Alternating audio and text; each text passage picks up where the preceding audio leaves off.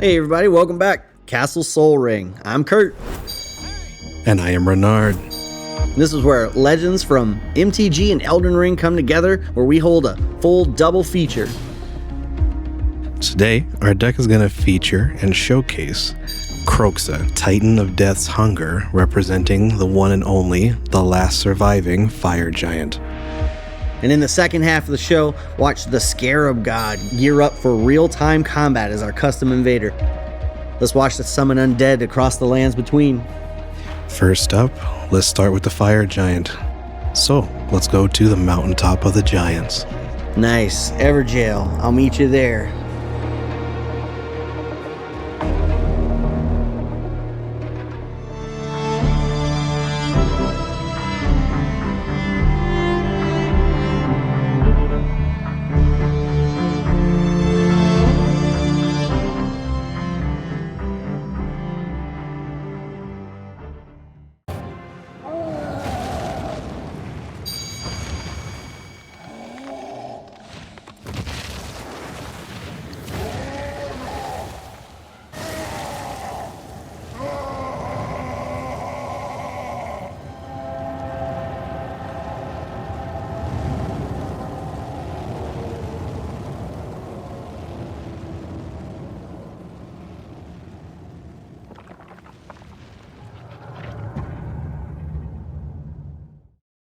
And welcome back, everybody. Here we are at the mountaintops of the Giants, just outside the forge. Yes, it is snowing heavily, as you can see.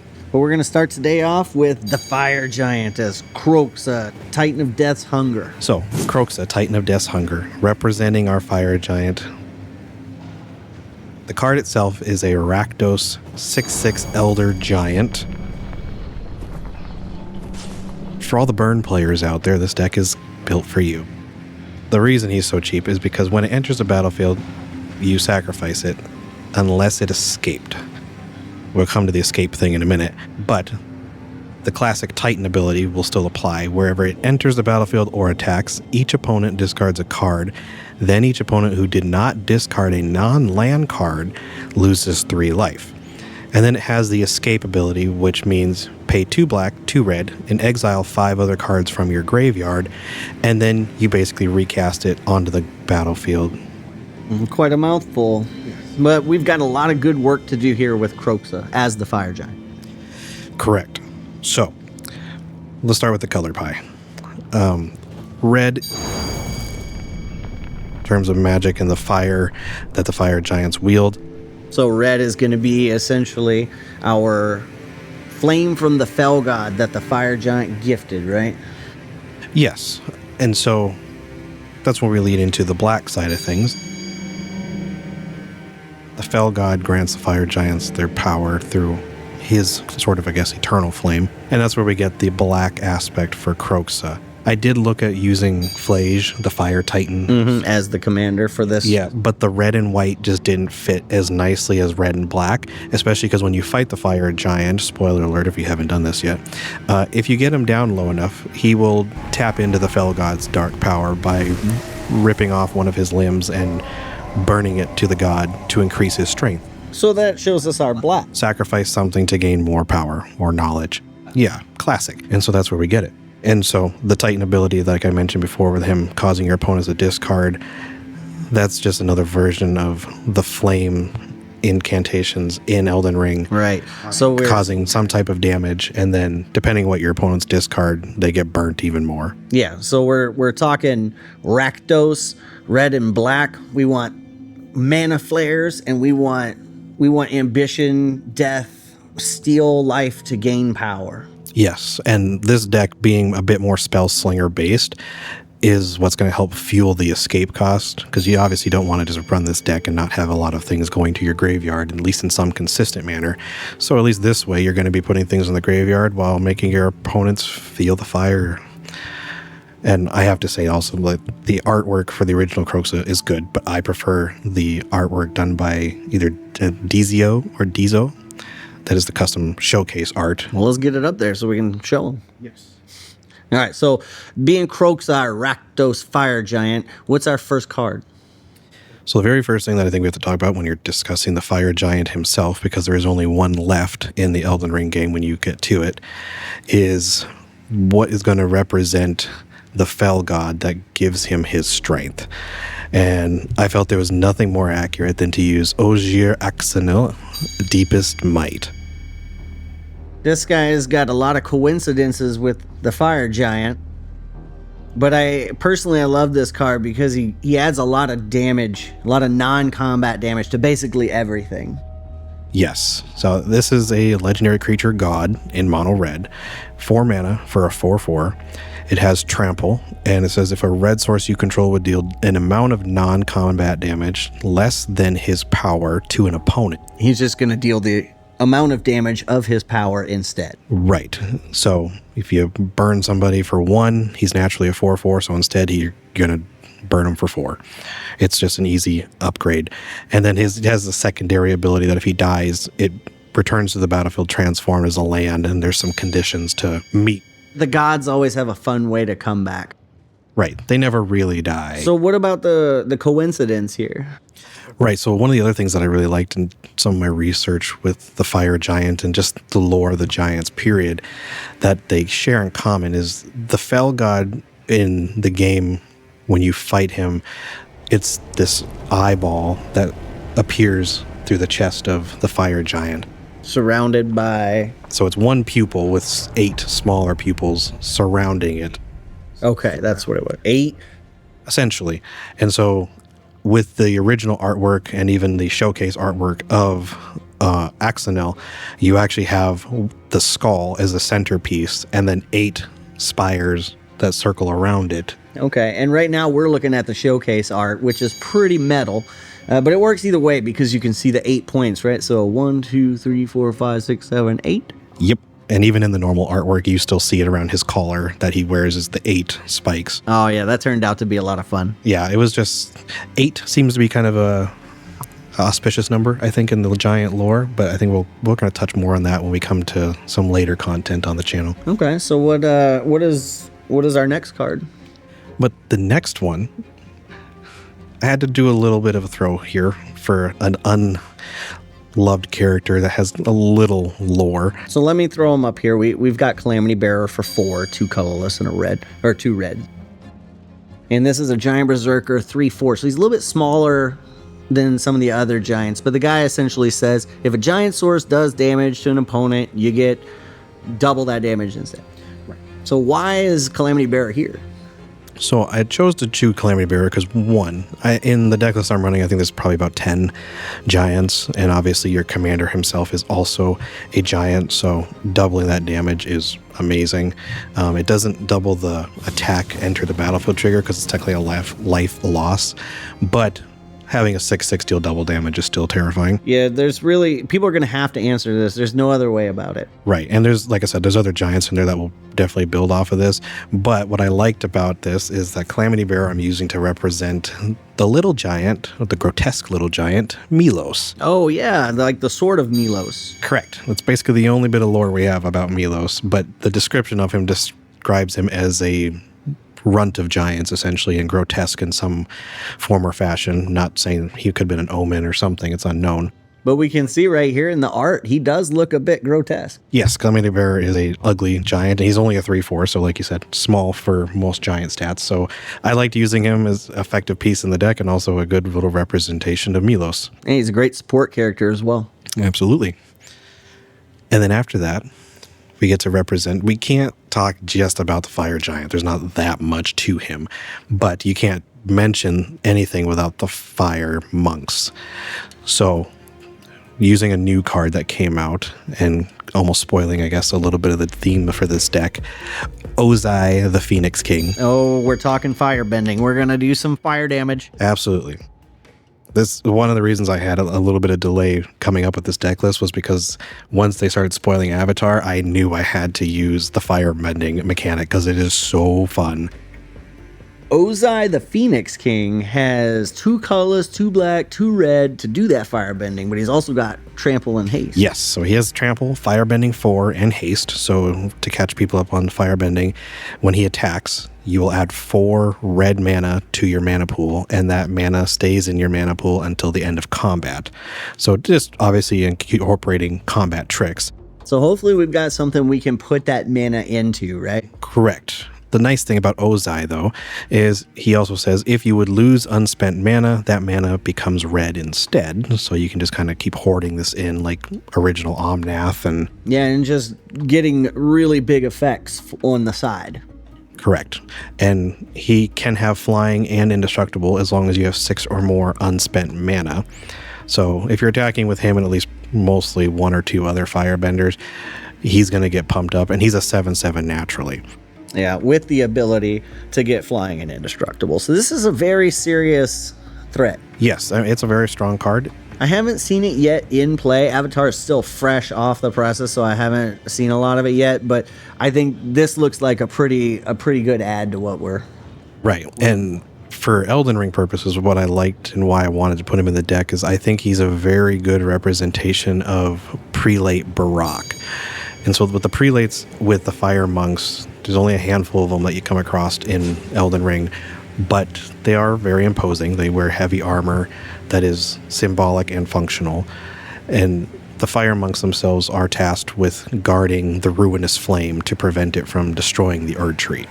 That is their sole purpose in life. So you said Fire Giants. Or I'm sorry, you said the Fire Prelates, right? Yes. So the Prelates are the most... They are the leaders of the organization. They are the ones that head and have the highest level of devotion. And so Ozai, I chose to represent Prelate Barak, who has a little bit more lore than most in Elden Ring, because he was arguably the most devoted of all the fire monks, so much so that when he felt the other prelates and lower ranking fire monks were getting lazy and disregarding their duty, he actually beheads himself to show his devotion to the cause, and has his head and helmet that it was in fashioned into a weapon, the cranial vessel. I think it's the cranial vessel candlestick in the game, which is a fun, powerful weapon. And in the game, you'll actually, if you look closely at the detail, you'll see it is literally Barak's head. So Ozai is acting as Barak. Correct, because I mean, with the amount of ability, the strength, and his ability to keep that red mana burning, to keep. Yes, it just shows his devotion. Yes, that's his level of devotion, and I'll just speed ahead to the instant that represents this as well. We're running Burnt Offering in the deck, and Burnt Offering is just a simple 1 mana black instant spell. Oh yeah, because Ozai costs 6 altogether, right? Right. So Burnt Offering, I'm sorry, go ahead and read it. Well, and this works extremely well to show his devotion in terms of the game as well. It's a 1 mana black instant. It says sacrifice a creature and then add an amount of red and or black mana in any combination to your mana pool equal to the sacrificed creature's mana value. So for 1 mana, you sacrifice Ozai. And instant speed, mind you. Yep. And get 6 mana. So not only do we have firebending, but now we can use Burnt Offering to get even more mana on top of that. And we were probably going to die anyway. We're using most of this at instant speed to do some trickery. Right. So we're not really interested in our creatures surviving. Right. And so he's, again, it's just another way to kind of make a combination to show his act that he performed. Nice. Ozai's a good ad. And piggybacking off of that, we have a lesser known firebender, Fire Sages. Oh, so another new card from Avatar The Last Airbender set. Correct. It's a simple 2 mana 2/2, has firebending 1, so again adds 1 red when it attacks, and then it has an additional ability of pay 3 mana, 2 of it need to be red, to put a +1/+1 counter on this creature. Yeah, we got to use that mana somehow. Right. But we've also got firebending again. Yep. And not only that, but we've got the Fire Sages. So now we got a group of people, and I believe we have something in Elden Ring. Yeah, I'm just using this as kind of like an all-around representation of the fire monks. Which have some of the coolest armor in the game, mind you. They do, and it is strong, it is effective, and they incorporate fire bending and incantations into their skills, so I felt it was a very accurate. And it's a nice low mana value to help finish that curve out. Yeah, and like I said, the deck has a smaller number of giants because there's not that many overall, and the majority of everything else is every creature that can cast fire bending to help fuel that mechanic of fire monks. Well, that works out really well. Correct. And then Smoldering Stagecoach. Oh, so this being an artifact vehicle. Correct. I'm a big fan of these. Smoldering Stagecoach might seem a little weird here, but it is a 4-mana artifact vehicle, 3 colorless or 3 generic and a red. And it has power equal to the number of instant and sorceries in your graveyard, which again, with a burn spellslingers type deck, this can be pretty hefty on the front end. And then it says whenever it attacks, after you've crewed it for 2, the next instant spell and the next sorcery spell you cast this turn each have Cascade, which just means when you cast it, you'll exile cards off the top of your library until you reveal a non-land card with lesser mana value, and then you may cast it for free. Okay, so Cascade essentially here is just feeding into our value engine. And since we're running giants and other such items, we can use the vehicle to just get a little more and a little more in our theme. Yeah, the crewing will be super easy in this build. So we're seeing more of an incremental value out of this. Correct. Again, with our mana curve, not too bad either. No, not a problem at all. And like I said, the power of this thing will be pretty decent with the number of spells you'll be slinging. And this I'm just using to represent the flame chariots that the fire monks created in Elden Ring. The flame chariots. Yeah, those hunkin' big head fire breathing boys. Yes. They just kind of run at you. They can do quite a bit of damage as they spew fire. In a very sense, I think it has a lot of similar mechanics. As a stagecoach, yeah.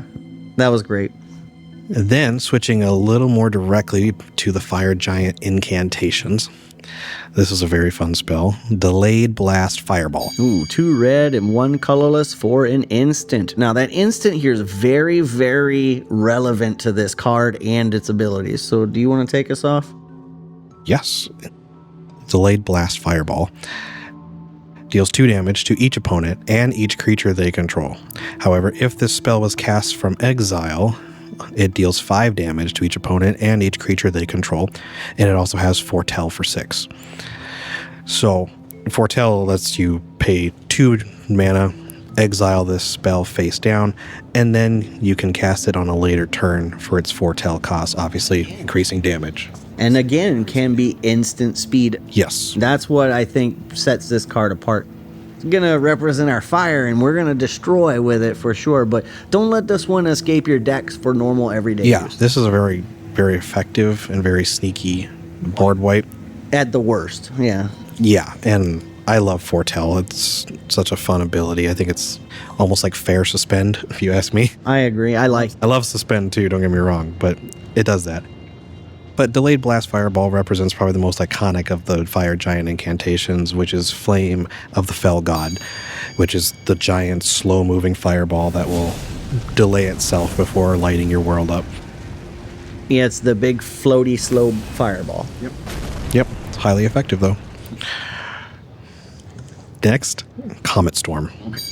Okay, so we were talking about packing power. Yes, and this one, another one, again, instance, all about instance, especially with firebending. So Comet Storm is a 2 red and X for an instant that also has multi-kicker of 1, which just means when you do cast it, you can pay the 1 and any number of additional times. To get the extra effect of whatever it is. In this case, we're choosing any target, right? And then you can choose any extra targets every time you paid the multi-kicker. So 1 plus such. Yep.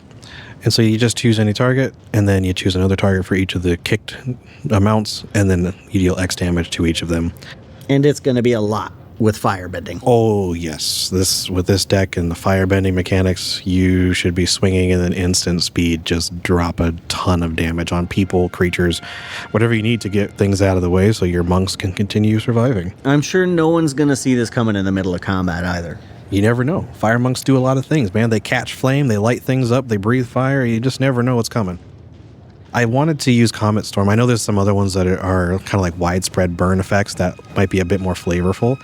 However, the reason I wanted to use this one to represent flame fall upon them is simply because when that spell in Elden Ring, I think it launches like 9 fireballs. I haven't counted them fully, but it's about 9 fireballs that it flings out. I'm sure no one's going to see this coming in the middle of combat either. Yeah, and it's very fast, and it has pretty good range, so I think Comet Storm was just an easy way to represent it and take the most advantage of the firebending mechanic as well.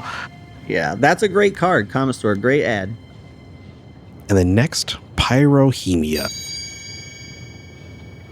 So our first enchantment of the night. Pyrohemia, old school red enchantment, 4 mana.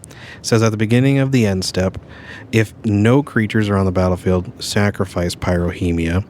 That's really, you think that would be more often that you're worried about that, but it doesn't come up very often, does it? No, not. Somebody saves something somewhere. There's some token left after. There's a lot of indestructible things these days, so. Yeah, it really holds up better than you think it would. Yes, and it's one of those things that people kind of leave it alone, but in this deck, they might get pretty scared of it. Once you pop it off, but we got to talk about that second ability, right? It says pay 1 red, Pyrohemia deals 1 damage to each creature and each player. And like we said, we're doing a lot of instant mana shenanigans here. Yeah, so, I mean, you just do a normal firebending assault, you can burn everybody very easily. It's not going to be long, especially if you use that burnt offering on a high cost and commander.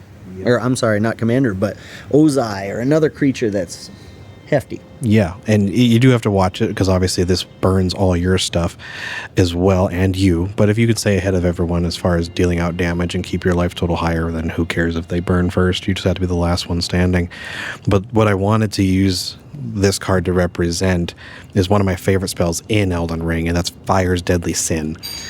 This is an incantation. That's the one that wraps around you. Right. It burns your character, and it continues to cause fire damage to you, but it also causes fire damage to anyone who comes within like 3 meters of you. And if you remember, one of my previous characters on the channel was my Flame Dancer, where I would light myself on fire with this and then just dance around everybody very quickly. Yeah, that was a cool build. It was super fun. It doesn't survive very well, but it's a glass cannon of flame. And the artwork also looks like you've lit yourself in Fire's Deadly Sin. Well, with all this extra mana floating around, Pyrohemia is an obvious ad. But what's our next card? And then Fire Giant's Fury. Nice. I mean, you can't really run this deck about the Fire Giant without such a perfectly named card. Sometimes you just got to have something on the nose. Yeah, and this is it. 2 mana sorcery, one of the few sorceries in the deck, but it says target giant you control gets +2/+2 and trample until end of turn, and whenever it deals combat damage to a player this turn, exile that many cards from the top of your library until the end of your next turn. You may play those cards. Red card draw. Yeah, I love Impulse Draw. It's so fun. I like playing from exile, and the bigger you got for a boy to hit with, and if you can pump them up with some firebending stuff, you can get a whole chunk of your deck available. And like I said, with a bunch of this being instants, you exile them. Next turn, you swing with firebending. You have a whole arsenal of new spells to choose from. Honestly, it's the trample line that gets me. It's a boost, sure, but for 2 mana, it's the trample that I really, really want.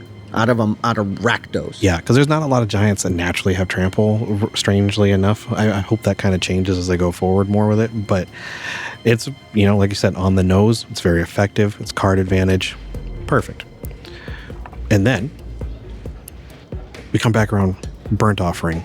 I mentioned it earlier. Yeah, we already talked about it. But there's one card I do want to mention that is in the deck specifically to take fun advantage of Burnt Offering besides Ozai, and it's Bearer of the Heavens. Probably one of my favorite giants in Magic, period.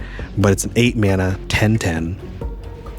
And it says, if it would die, destroy all non-land permanents. That's what we call a jerk move. Yeah, but it's a great offering to cast. No, you got to do what you got to do in Magic. Because you can then just make everybody pay by paying 1, sacrifice that boy at instant speed, wipe the board, and you have 8 mana to play with right then and there. And that was a beautiful little combo. Oh, and we're invaded by Bloody Finger Fight. Oh, I expect Madness is coming. I would hope so. Madness, he's got that spell shield on. Hey! Triumphant delight. Do you want to fight them together or by myself? Well, let's just see. Let's see what happens. You start, and then if I need to jump in a little bit, I'll jump in. I kind of want to play around with something. I'll just be over here. I'll try to make it as clear as possible that I'm not going to do cheeky range stuff like previous characters.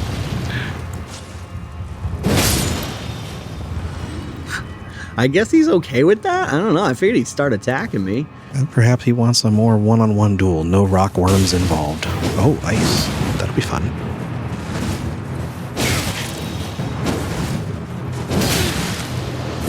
Oh, a little Storm Blade. All right, now we're gonna get into it. I like running around. I like using swords. And those hurt. Nice shield block. Good, heal up. Let's have a little bit of a fight for real. Gotta say, Vike, this is better armor than you had in the original game. A little delayed heavy throws people off usually. Throws me off plenty. No heal here. Alright, go ahead and heal. But I'm getting some buff. Oh, no, I'm not. I'm out. I think we're okay here.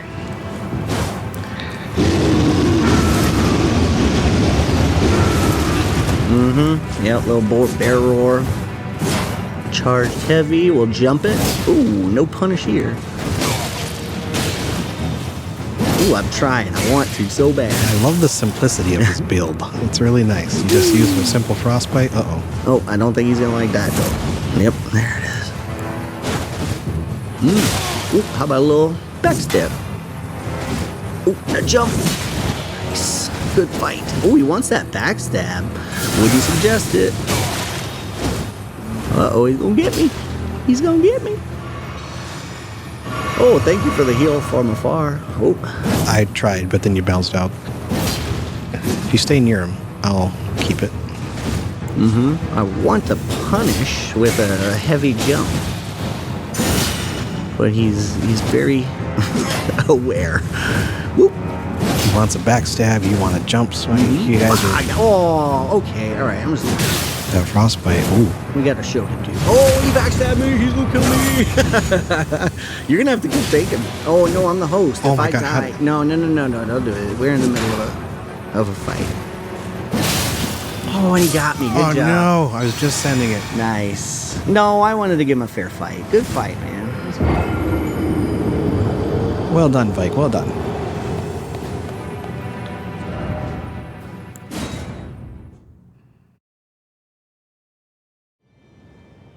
We can't forget about this lovely prelate. Yeah, and that was the prelate head that we were talking about. You can see it on the stick. Yep. It's a good weapon, too. Okay, so we were fighting. Vike killed us. I think we have a couple more cards to go, and then before we get into the invasion section. Last two things to represent some more of the Fire Giant and the Fire Monk lore. Very easily to throw this one in. Demon Spine Whip. It's a Rakdos whip. 1 red, 1 black. An artifact equipment. Yep, equips for 1, has an ability of pay X, equipped creature gets plus X plus 0 until end of turn. And at this point, if you've been listening to us talk about firebending, I think you can see where this is going. Yeah, you just kind of throw it in, and I like using it to actually represent the Thorned Whip. It's one of my favorite whips in the game. Oh yeah, absolutely. It's used by the fire prelates to help command order and respect of the lower ranks, but it does also involve some bleed damage. You can do different ashes of war to make it also have fire or whatever. Yeah, but there's going to be some serious power behind this. Yeah, it's a fun whip, and it can do some deadly things in Elden Ring, and this equipment, simple and common, can do some work with firebending. Yeah, it can.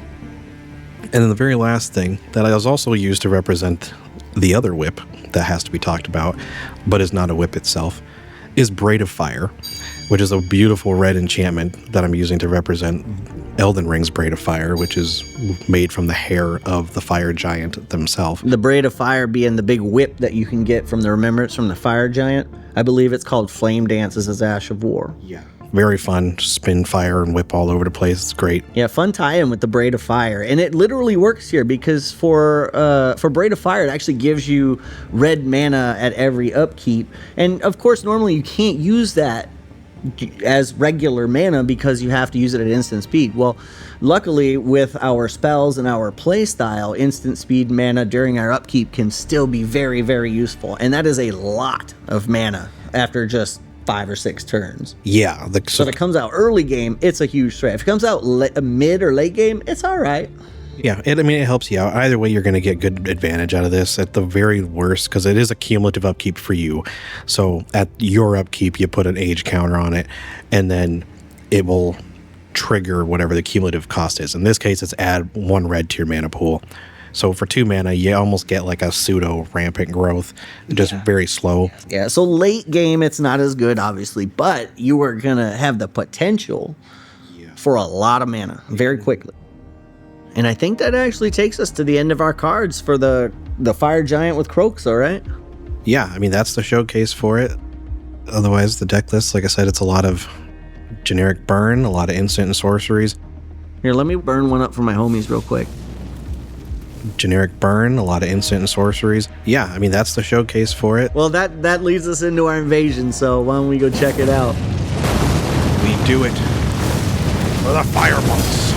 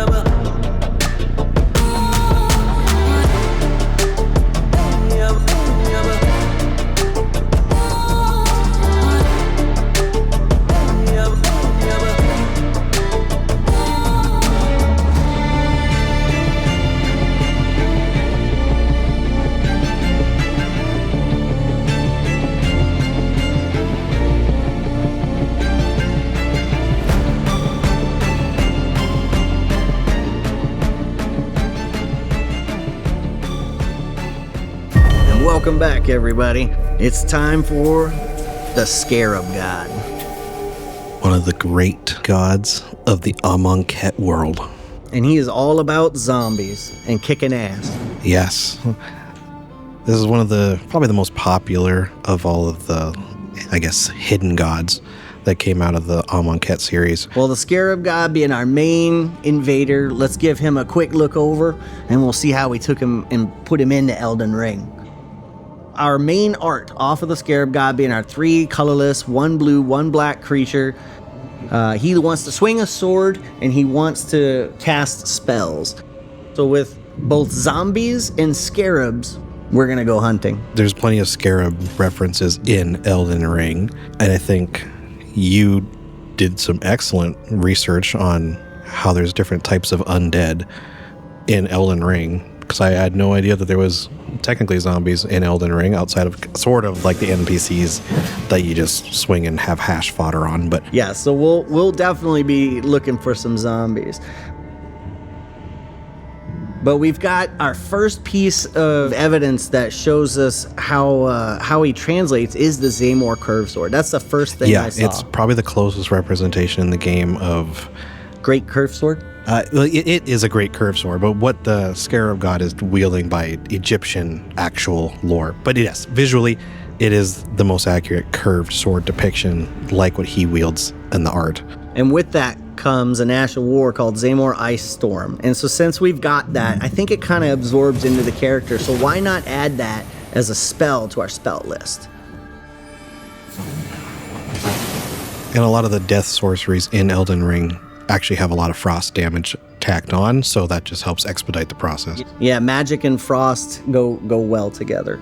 But not only do we have the sword, but we've got the staff. And in Elden Ring, we call this the crystal staff. Yep, the crystal staff, I think, is such a close representation that, like, the closest you could get to maximizing what his staff looks like. Yeah, I love it, and I love the spells that come along with it too, so that we can justify using Shattering Crystal, and one of my favorites being Crystal Release, because it is a trade machine with a character with this much intelligence. And you can see right now we got 60, but I've bumped it up to near the 200 level and gotten that 80 intelligence, and that's a really good casting spell for... Yeah, the crystal spells, I wish there was more of them in Elden Ring, personally, but they are very effective, and obviously they get buffed and damaged by using one of the crystal staffs. And like we said, that was almost a 1-for-1 in terms of design art for this cosplay. So since we're talking about the staff, let's just go ahead and take a quicker look at it with Supreme Will. This is a counterspell in Magic the Gathering, but we're not going to really go over the card as much. We are going to look at the artwork, because it kind of zooms in on what we're looking at, and it looks actually very similar to Shattering Crystal. Yeah, like I said, it's almost 1-for-1. You have the two sort of hooks that are pronging together to one singular gem. It's more encased like an eyeball in the Elden Ring version, but Yeah, it's not one for one, but I gotta say, it works well. And it justifies using all of those crystal spells as well. So between that, I think we get 4 or 5 spells and a couple of Ashes of War, and we really get to see the Scarab God come together. yeah, like I said, the cosplay, especially on the weapons, nailed it. And then you surprised me even further when you went with the armor. Well, let's, yeah, absolutely. The armor shows you his bones inside, but he's all about being the scorpion god. He's all about zombies. Yeah, and it's not the strongest armor you're going to find in the game, but it does have some regenerative factors, which is also very similar to the magic card itself, about the gods being able to regenerate and come back, essentially. And he's kind of a zombie himself, yeah. So let's talk zombies, right? We've got the Call of Tibia, the Tibia summons, and the Roses' axe to do it. So let's start with the Tibia's axe. And as long as you have line of sight, you can cast these guys from far away. Yeah, it's probably one of the more difficult spells in the game to really master. And I know when we were kind of just practicing against each other one-on-one, it can get you. Especially if you don't see it or hear that it's being summoned around you. I mean, once you kind of get the pattern, maybe you're okay, but it's still, when 3 enemies swing right up around you out of nowhere. And then what's fun to throw into that 3 enemies is a Call of Tibia. It's a consumable. You can create a little zombie that comes out and does a little twirly dance for you. You can actually catch people up in there. Yeah, again, I had never even heard of it until you told me about it. Me either, until I found it, but it works really well for the Scarab God. But it works because Tibia summons is far. You see how far it goes out. Yeah. And now if I can manage to get somebody to come charging at me because of that, they think they're safe, I just go into my Ash of War and the Roses axe, and I've got more zombies. So you can really combo into it if you really like. Yeah, the Rose's axe is very fun. It scales very highly with intelligence too. So it's a good weapon to kind of put together and have on this character as a backup behind using the Zamor curved sword, which looks a lot like a Kopesh. That was the weapon that I could not think of by Egyptian design, the curved axe type blade. The zombies come out. We can cast them from afar. We can cast one with our consumable, and we can cast them close up with our Rosa's axe. Between that's kind of a lot of zombies. Yeah, I mean, in Elden Ring, you get a 3-on-1 invasion, you're kind of screwed. So if you can make it work with these zombies, you're going to get it. Hell yeah. And he's not afraid to swing that axe either. Nope. All right, well, how about we jump right into the invasions? All right, here we go. A little skelly crotch there. Skelly crotch on fire. Hey, prelates are going to be everywhere.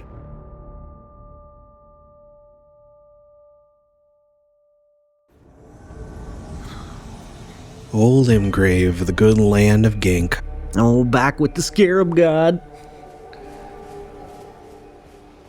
Oh, well, looks like you found your friends easily enough. Well, let's start the day with a duel. See what he can do. Going straight with the blood flame, I like it. We're going to put on a little physical defense with our crab there and a little bit of extra stamina with the pickled turtle liver. So let's see what he wants to get caught up in.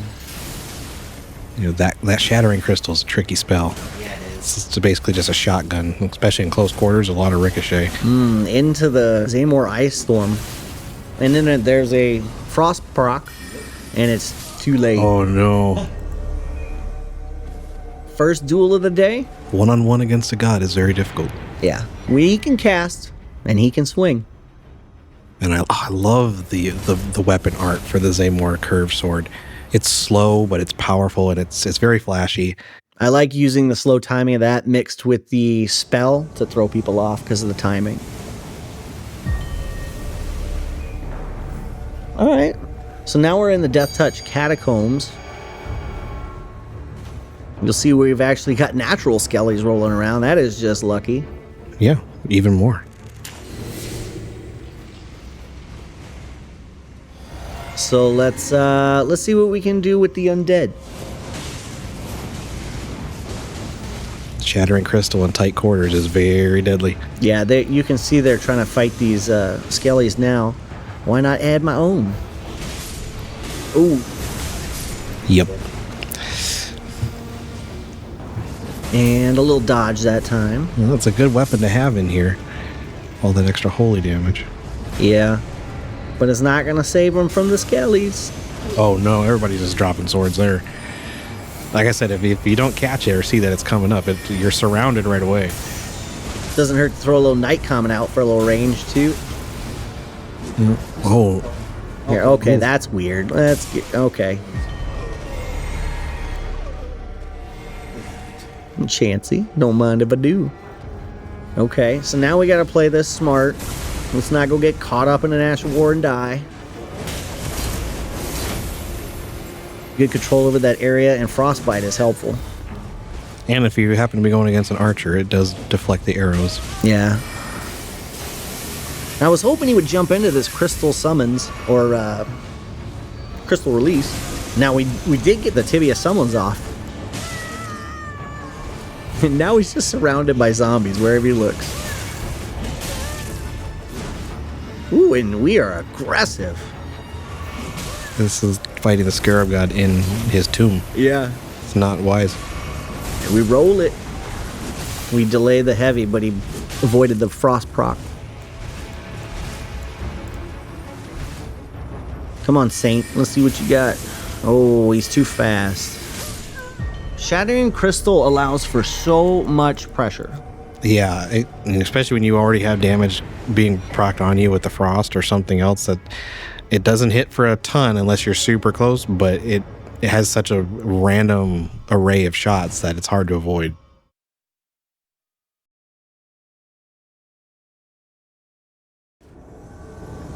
Okay, just outside of this is in Prospect Town. We're gonna jump up that big pillar there and go see the middle of town. Oh yes, yes. This is a fun place to invade. Oh, well, it's fun, I would say, to be an invader if you have, an army of blood fiends around to help you, but I don't think you're gonna get it. Let us take a look. Well, it doesn't look like they're there. I think our host may have already cleared them out. Well, she looks like a fire dancer. Well, I appreciate that. What's with the half health, Melina? Okay, there we go. She's trying to lure me in or what? Well, let's see how she likes zombies. Well, she does not mind them. Oh. Okay, headshots keeping me from casting. Alright, we got a little blood build up here. I'm going to step off the side, get rid of that real quick. Yeah, we'll just get rid of that. Now, I really want to try and get this Ash of War to see what kind of damage we can do. If we can, yeah, and look at that right there. Oh, man. Wow, 1805. And I'm pretty sure that heavy just comboed into that Ash of War off of itself. Good fight. Sorry, man, I didn't know it was going to be that good. That seems fun. Hey, it evens the odds a little bit, like I said. We went from 1-on-1 to 4-on-1. It's only for a second, but it happens.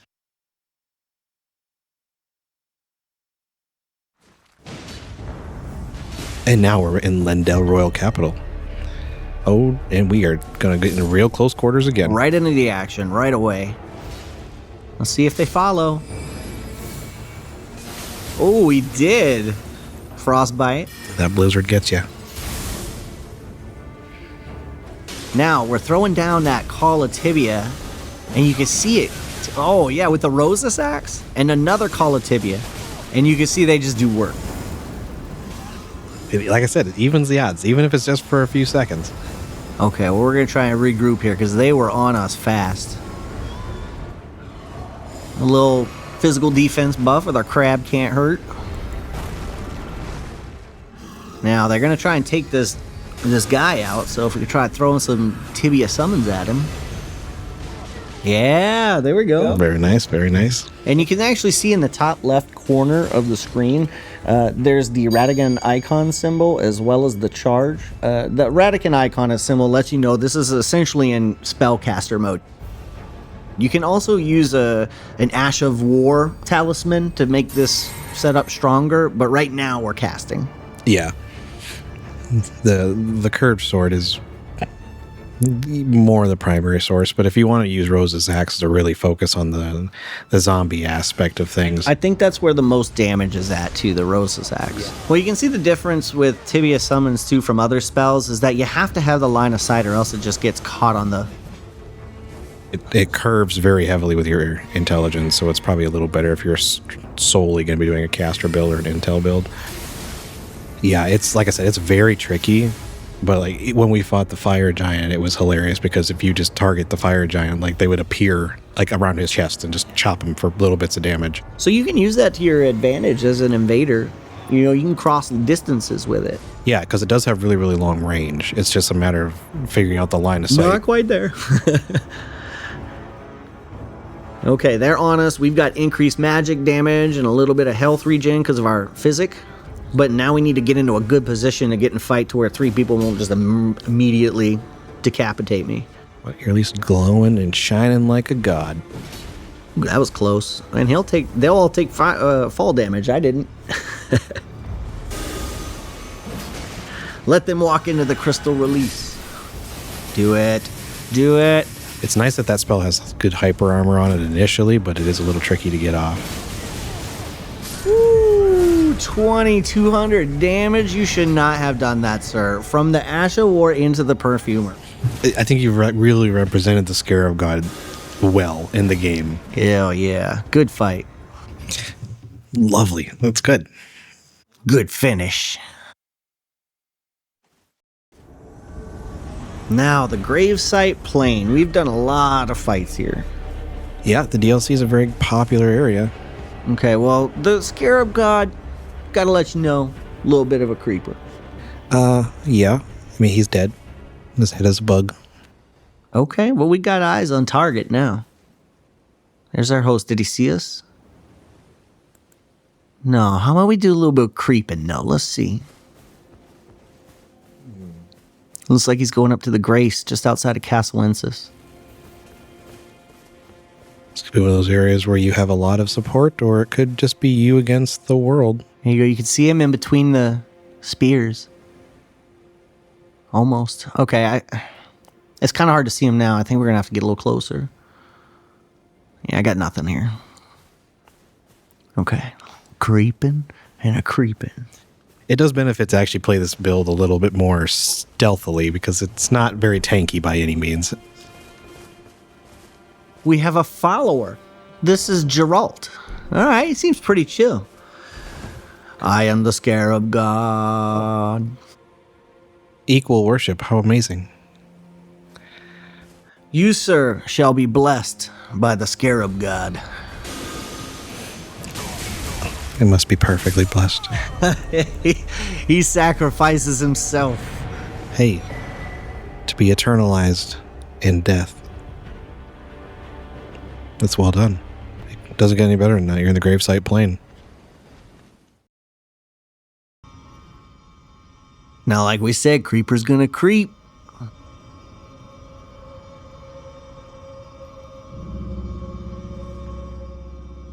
We're just trying to wait, actually. We just invaded, and we're in the, I believe there's one of the catacombs, and we're hoping that the host and company will come down, but creeper got tired of creeping. Oh, now you still got some skeletons running around.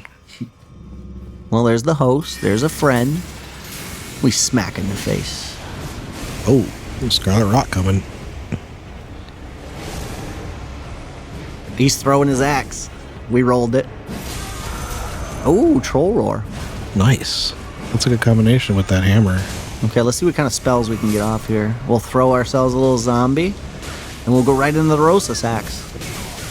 Look at the damage on that. Especially like in close quarters, just added bodies, man.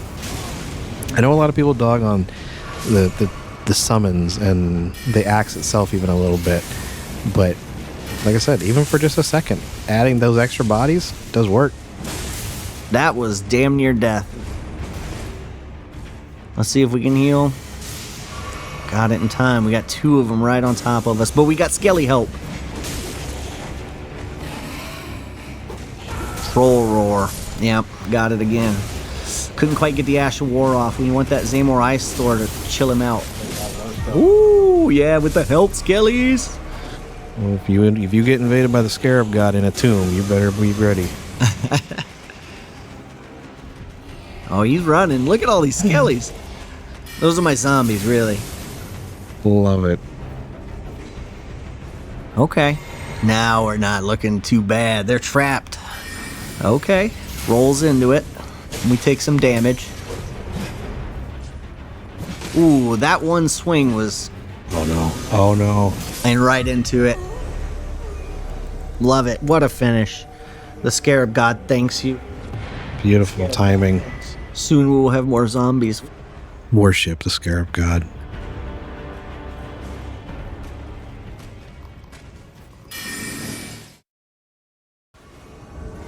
Hey, Limgrave. We stumbled in upon something. Oh yes. Here we go. Got the... Oh, I forget that sword. What is it? The Bloodhound? The Bloodhound Fang? Yep. Yes, it looks like the Ashen One is his name. Well, we got a magic bug. This looks like a fight club. The magic bug. The Magic Bug Fight Club, indeed. Picari and the Ashen One is the host. They're still fighting. We'll take a look. Hey, we mean no harm, brother. What are the odds two of you are going to be wearing Scarab heads? And we're both casters in the left hand. How interesting. Okay, well, let's try to follow. Oh, they're just out of sight. We're going to have to go catch up with them if we want to watch.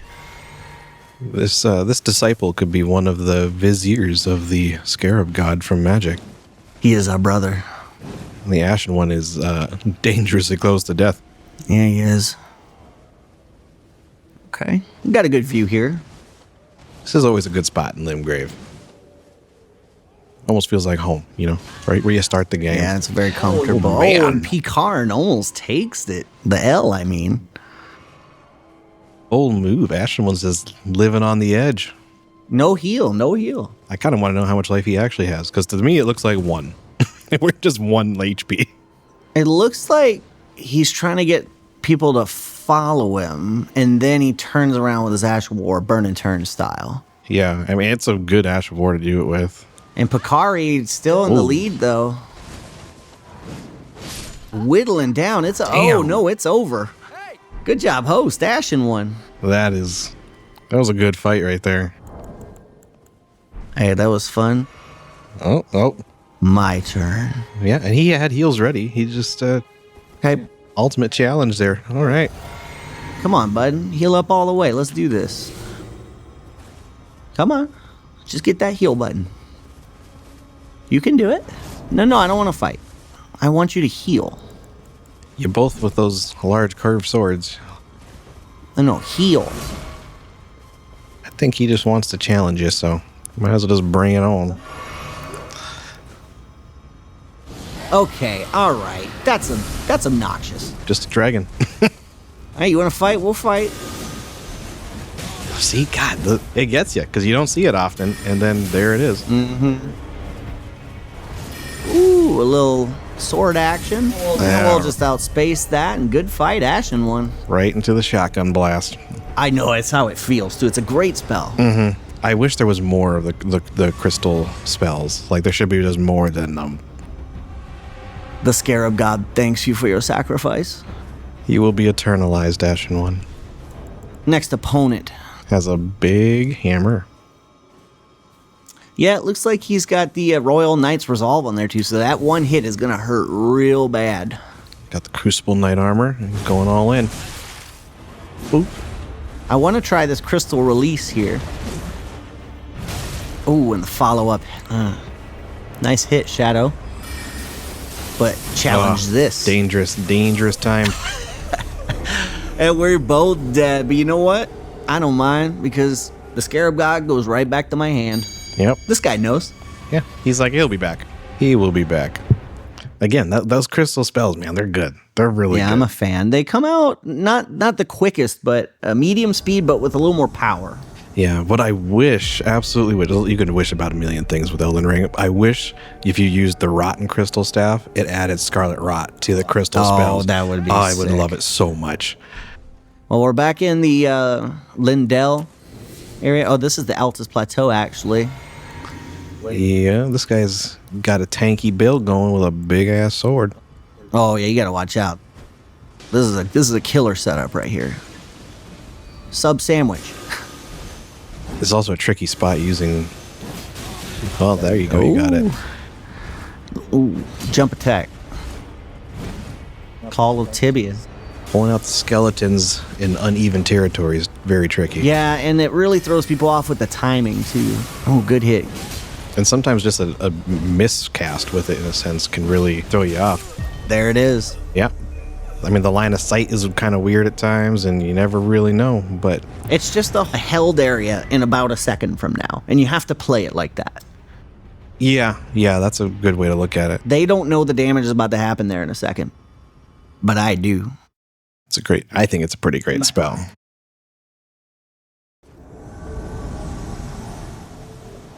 Okay, now let's try and get a combo off with this, because we saw earlier with the Prospect Town. I remember when I came into this one, I figured, why not give it a good try? So that's what we're going to see. Yeah, the axe can do quite a bit of work. Oh, we found Meowd. Oh, and this is not fun for trading. He's got 2 Colossals. One doing blood, one does Scarlet Rot, I think. We did hit him, though. Oh, there they go. Okay. Oh, this is dangerous. There it is. Oh, my goodness. Oh, my goodness. Beautiful. So that's confirmed. That is an Ash of War off the Roses' axe into a heavy right off of itself. Hey, the Scarab God carries a blade for a reason. That was a beauty. It's cheeky because the Scarab God looks so skinny with the small armor and everything. You would think, we can probably just like wallop him and let him fly around, but nope.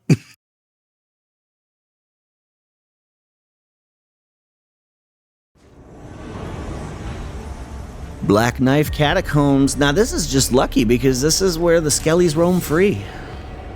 It's home. Yeah, and I really want to use this as a chance to call in my zombies that the Scarab God loves. Yeah, this would be a fun place to be an invader. You got a lot of fun support. They're going to have to come down this hallway, and they can land right into my Zamor Ice Storm. Good spell. Rack of Lamb. Rack of Lamb. Great. I love it. Yeah, great name. And we're not doing so great, and that was real close. And the other guy is Elden Beast. Ooh, Elden Beast coming to get us, too. Will this be a rack of Elden Beasts on the table? Let's find... No. Yeah. Scarab God's a good build. Oh, and that was the host. But that's all right. We're finishing it up here. Those axes are fast. Yeah. A lot of dead. That's just too many zombies in one place. The skeletons, man, they just never stop. Beware my zombies. Beware my spells. Lindau Royal Capital for the last invasion of the day. And it's a full team of 3. Nox here is already fighting the... Oh, man. He's in a bad spot. And now he's in a worse spot. Oh, man. We'll take that. Okay, now we got 2 left. These guys were actually playing as a team of 3, and I got invaded by them before, and they just wiped the floor with me. So this is my chance to really get back at them. Those poison arrows are going to do some work. Yeah, he's got Rancor shot on the bone bow.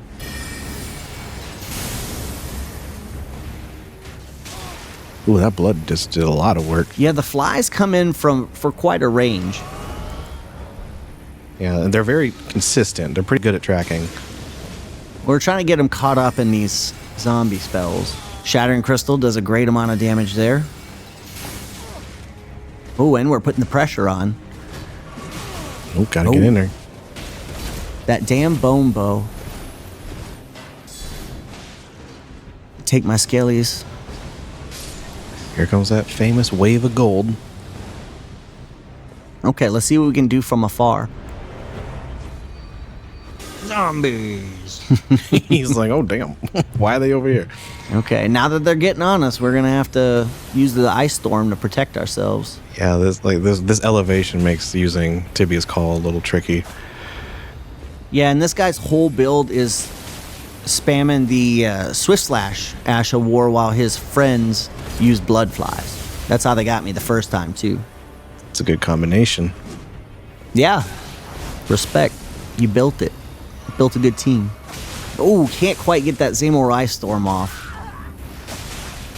Oh, God, God. so much Oh, blood. man. Oh my God. How, Go, I don't know go. how you managed to get through that. Okay, we need the Ash of War to slow this guy down. Oh, and the Frostbite proc takes him down. Nice. Down to 1. It's hard to beat a dead god, man. And landed in his face. Still got the frost on. Oh, Whoa. man. That was a good fight. Good finish. The Scarab god gets his revenge. And on the back of a dead dragon. This is pretty fitting. I was sick.